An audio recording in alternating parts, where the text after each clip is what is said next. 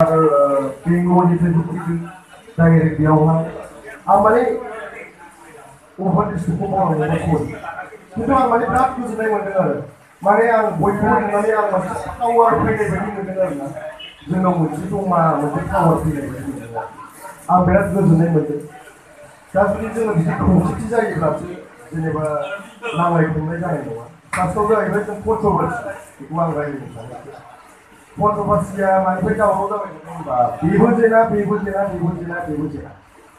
दा थिग बेफोरबायदि जानायावनो बांसिन रिप्ले जानायावहाय कन्ट्रभार्सिया बांसिन दावराव जाबाय थ' बेयावहाय सोरबा सासे जेननानै लायोब्ला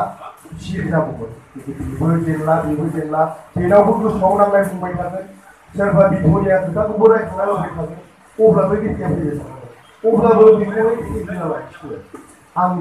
आंनि साननायनिफ्राय फनाव रायज्लायनानै माने बेखौ डिसकास खालामनानै फोजोबनाया साबसिन जायो बेफोरबायदि एसेबां गिदिर रायजो राजाफोरजोंहाय जोङो गाज्रि मोननाया दरखार मानो होनबा दानि जुगाव गोबां रायजो राजाफ्रा दुखु मोनदों मानो मोनदों होनोब्ला गोबां कन्ट्रभार्सि बेबो रिप्ले होयो बेबो जावबाय थायो बेबो होगोन माने गोसोआव नांनाय बुंनो नाङा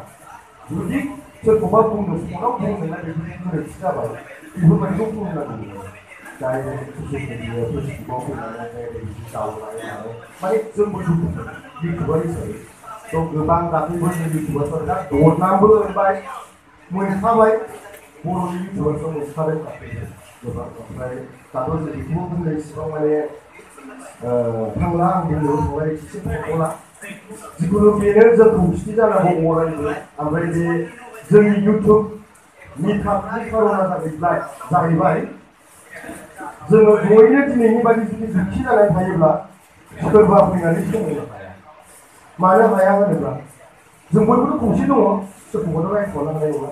मानो हाया जों बयबो खौसे दं सोरबा खोथाखौ नोंखौ खिन्थु बेनो आरो जों खौसेथियाव थाबाय थानांगोन अरायबो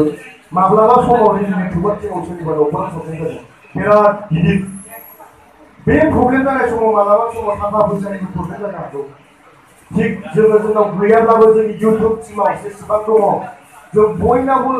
जेसेबां हायो जोङो जेनेबा जों पाब्लिकआव गैयालासिनो जों गावनि इउटुबार्स जेसेबां फैदों दिनै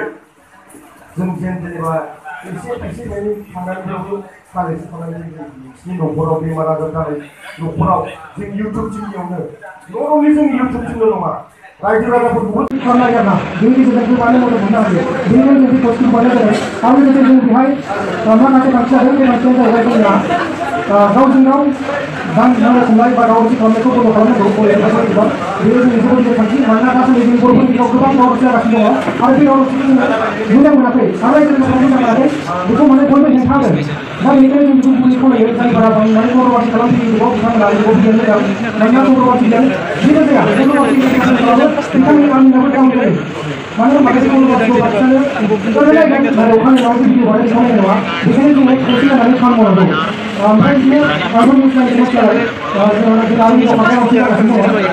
मानोना बेबो थानायनि न'खराव फैदों दासान्दि आं खालामथाराखै मानोना आङो मोनसे खामानियाव बेस्थ' जानानै दंगासिनो दङ गोबां बिदिनो जोंनि बर' समाजनि गेजेराव गोबां खैफोद दङ बा दावरावसि जागासिनो दङ सोरबा सोरबा खालामना थानाय हिनजाव गोमानाय बायदि बायदि जाथाय जागासिनो दङ लोगोसे गोबां बेराम ओंखारगासिनो दङ केन्सारनिफ्राय उन्दै गथ'फोरखौ केन्सार जानाय जोङो दा बेफोरखौबो जोङो सिनायनो लाखिनांगोन बे केन्सार जाना मानसि जायो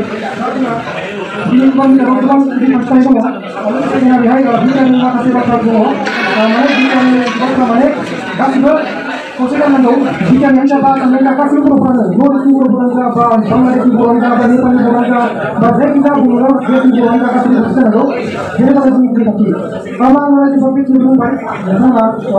माखासे बिदिन्थि लाखिबाय अब्ला आङो